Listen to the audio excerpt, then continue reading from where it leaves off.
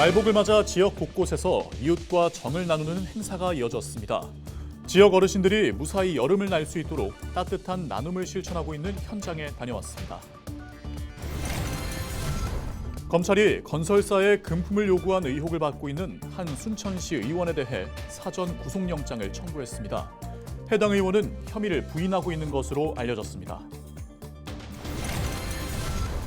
전남에 코로나19 입원 환자가 급증했습니다. 방역당국은 방역 물품을 긴급히 지원하고 방역 수칙을 철저히 준수해달라고 당부했습니다. 경찰이 국경일 전후로 기승을 부리는 폭주족에 대해 강경 대응에 나섰습니다. 대규모 인력을 투입해 단속을 강화할 방침입니다.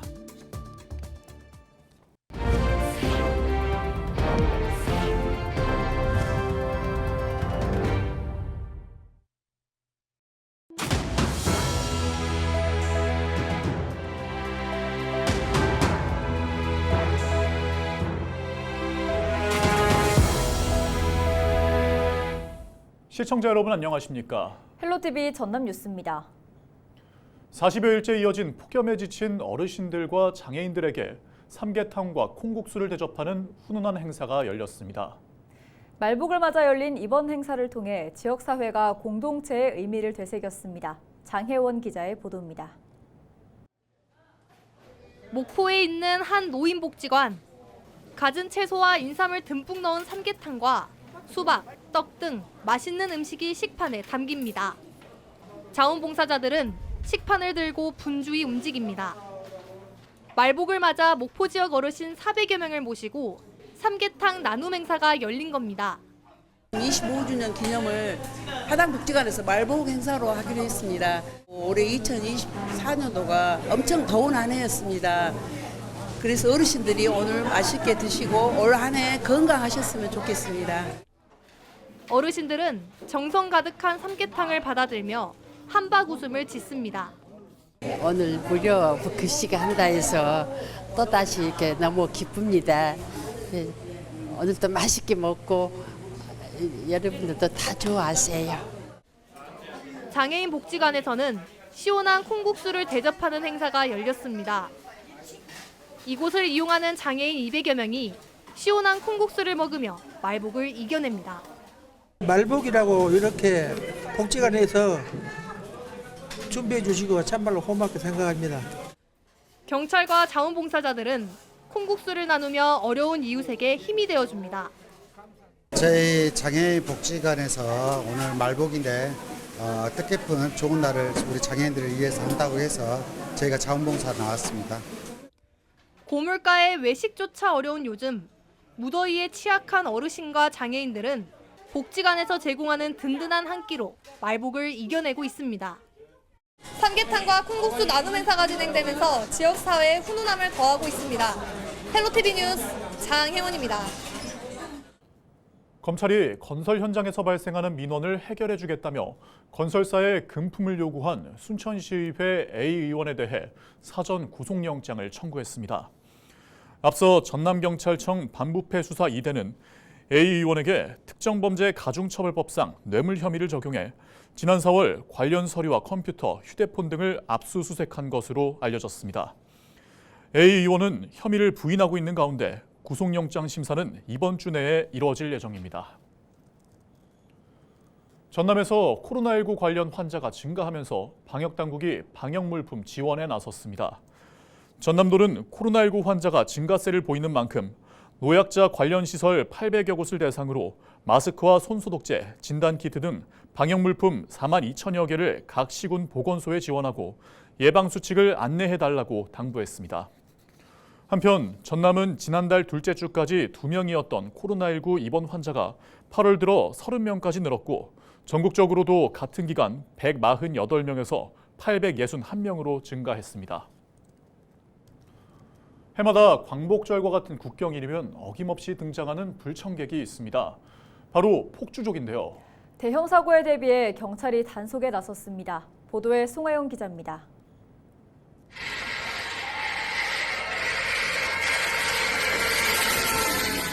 최근 한 SNS에 올라온 영상입니다. 오토바이가 굉음과 불꽃을 일으키며 도로 위를 질주합니다. 비틀비틀 아찔한 고개 운전에 이어 행인들을 위협합니다. 지난 6월 6일 현충일 새벽 전남 순천의 한 번화가에 등장한 오토바이 폭주족의 모습입니다. 당시 4시간가량 폭주를 이어간 이들은 주로 20대 초반의 배달원으로 구성됐고 심지어 중학생도 가담한 것으로 알려졌습니다. 경찰은 도로교통법 위반 등 혐의를 적용해 조만간 사건을 검찰에 넘길 예정입니다. 거의 마무리해서 지금 송치하기 전 단계입니다. 인스타그램 거기에 공지를 막 하고 그래서 올해 전남에서 발생한 오토바이 난폭 운전 사례는 모두 5건. 해마다 평균 4건이 발생했고 대부분 국경일에 집중된 것으로 나타났습니다. 경찰은 8월 15일 광복절 역시도 폭주족 활동이 우려되는 만큼 우범 지역을 대상으로 집중 단속을 벌이기로 했습니다. 광복절 기간 중 특정 지역을 중심으로 폭주 행위가 늘어날 것으로 예상되는 만큼 가용 경력을 총동원하여 주민들의 안전을 위협하는 도로의 난폭 행위에 대해 강경 대응할 방침입니다. 경찰은 이번 단속과 더불어 불법 개조나 번호판 가림 행위도 함께 점검할 예정. 특히 폭주족 단속은 광복절이 지난 뒤에도 이어갈 계획입니다. 헬로티비 뉴스 송하영입니다.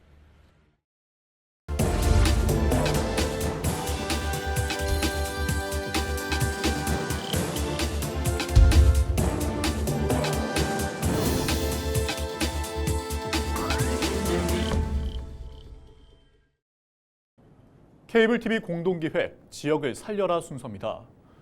요즘 도심 지역에 늘고 있는 빈집이 골칫덩이가 되고 있습니다. 빈집 주변으로 슬럼화가 진행되면서 지역에도 악영향을 끼칠 수밖에 없는데요. 단순히 철거비 지원만으로는 정비의 한계가 드러나면서 충남에서는 빈집을 정비해 그 공간을 주민들이 이용할 수 있도록 만드는 등 돌파구 찾기에 나섰습니다. SK 브로드밴드 김장섭 기자입니다. 오랫동안 방치돼 있던 빈집이 사라지고 넓은 주차장이 생겼습니다. 아산시가 도시지역 빈집 정비 사업을 통해 만든 공간입니다. 빈집 철거비 등은 전액 시에서 지원됐습니다. 빈집이 철거된 뒤 조성된 공간은 3년 동안 임시 주차장이나 쌈지 공원 등 공공용지로 활용됩니다. 아산시 읍내도 빈집을 매입해 10면의 주차장을 만들었습니다. 도시 경관 개선과 함께 주민들의 편의도 높아졌습니다. 이처럼 빈집이 주민들이 이용할 수 있는 공간으로 변모하면서 시민들의 반응도 좋습니다. 시민들이 불편한 우범 지역이었습니다. 그러나 지금 이렇게 깨끗하게 해놓으니까 시민들도 좋은 반응이 있습니다. 천안시도 원도심 빈집 재개발 사업을 통해 원성동 지역 빈집 2곳을 매입한 상태로 리모델링과 철거를 통해 주민 공동이용시설로 조성할 계획입니다. 특히 충남도는 올해부터 방치된 빈집의 효율적인 정비와 이용 활성화를 위해 빈집 리모델링을 지원하는 사업을 추진합니다. 모두 30동으로 한 동당 7천만 원 한도 내에서 도비 30%, 나머지는 시군이 지원하는데 리모델링 완료 후에는 빈집 소유자가 주거 취약계층에 4년 이상 무상 임대를 해야 합니다. 또한 범죄 우려가 있는 빈집을 시장 군수가 직권으로 철거할 때도 도비 30%를 지원하기로 했습니다. 빈집 정비와 함께 이를 활용하기 위한 방안을 모색하기 위한 노력이 계속되고 있습니다. BTV 뉴스 김장섭입니다. 이번엔 농촌 지역 빈집 활용 사례로 가보겠습니다. 세종에서는 세종 미래마을 조성 사업이라는 이름으로 빈집 정비가 이루어지고 있는데요. 빈집을 주차장과 공원 등으로 이용하는 1차원적인 방법에서 나아가 마을 소득 사업으로까지 연결시키겠다는 비전을 품고 있는 한 마을을 소개합니다. SK 브로드밴드 김우순 기자의 보도입니다. 마을 한편에 카라반이 자리에 있고 그늘막 아래선 동네 어르신들이 모여 담소를 나눕니다. 그 앞엔 푸른 잔디와 야생화까지 심어져 있어 마치 캠핑을 온 듯합니다. 원래는 마을에 빈집이 있던 자리입니다. 흉물스럽던 농촌 빈집이 마을 사랑방으로 탈바꿈한 겁니다. 이거 해놓고 나서 와서 보니까 너무 좋은 거야. 그래 여기 캠핑카 저기 해서 놓고 와서 놀다 가면 좋겠다. 그런 생각도 했어요. 이 마을에 있던 빈집은 모두 15동. 이 중 8동이 철거또는 정비돼 사랑방뿐만 아니라 나눔 주차장이나 소규모 공원 등으로 활용될 예정입니다. 빈집을 철거하고 생겨난 공터입니다. 이 마을은 앞으로 이곳을 어떤 목적으로 활용할지 주민 협의를 통해 결정할 예정입니다. 농촌마을의 빈집 정비로 정주 환경을 개선하는 일명 세종 미래마을 조성 사업의 일환입니다. 세종시는 오는 2026년까지 모두 10개 마을을 조성한다는 계획인데 단순 빈집 정비에 그치지 않고 마을 소득 사업으로까지 확장해 나가는 게 최종 목표입니다. 농촌이 소멸돼가는 이런 부분들을 방지하고자 저희가 소득 사업을 거기다가 넣어주고 궁극적으로는 외부에 나가 있던 분들이 농촌으로 다시 돌아올 수 있게끔 해주는 그런 사업으로 다 가고자 하는 겁니다.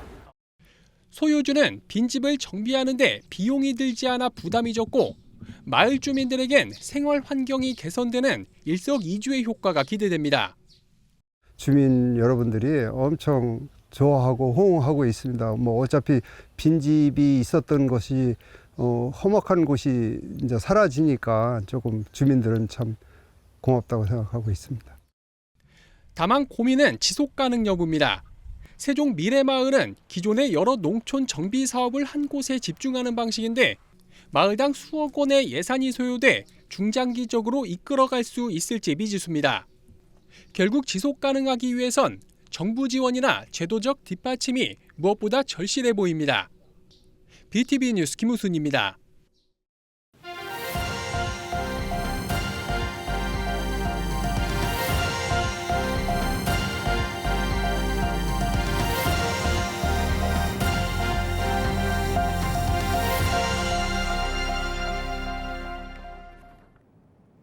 학교나 교육시설 주변의 금연구역이 확대 운영됩니다.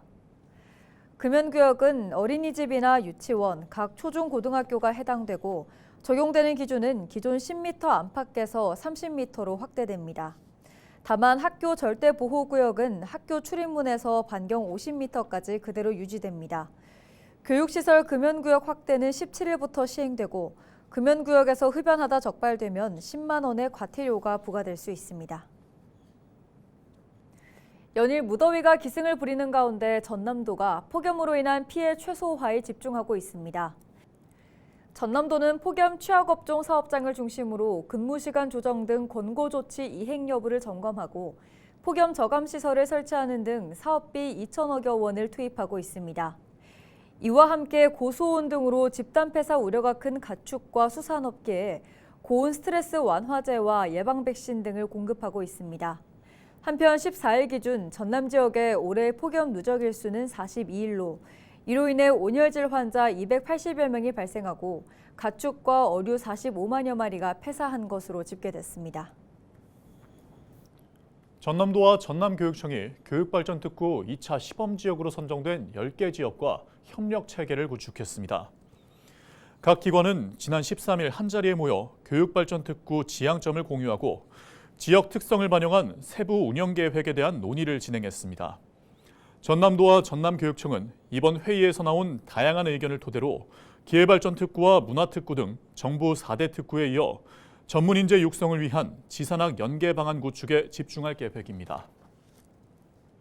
김대중 전 대통령 탄생 100주년과 서거 15주기를 추모하기 위한 행사가 전남 목포에 마련된 기념관에서 진행됩니다. 목포시는 오는 16일 김대중 노벨 평화상 기념관에서 추모식을 열고 헌화와 묵념을 통해 김 전 대통령의 넋을 기리고 시민들의 영상편지와 추모 공연을 통해 김 전 대통령의 업적과 정신을 계승하기로 했습니다. 기념관에서는 15일부터 18일까지 관람객들을 위한 헌화 공간을 운영하기로 했습니다. 경찰이 늦은 밤 전남 목포에서 술을 마신 뒤 호흡이 멈춰 의식을 잃고 길가에 쓰러진 20대 남성을 구조해 눈길을 끌고 있습니다. 목포경찰서 하당지구대 소속 김효종 경사와 유호천 순경은 지난 10일 자정 무렵 상동의 한 골목길 상가에 쓰러져 숨을 쉬지 않는 20대 남성을 발견해 7분 동안 심폐소생술을 실시하고 의식을 잃은 남성을 병원에 이송하는 것을 도왔습니다. 이상으로 뉴스를 마칩니다. 함께해 주신 여러분 고맙습니다.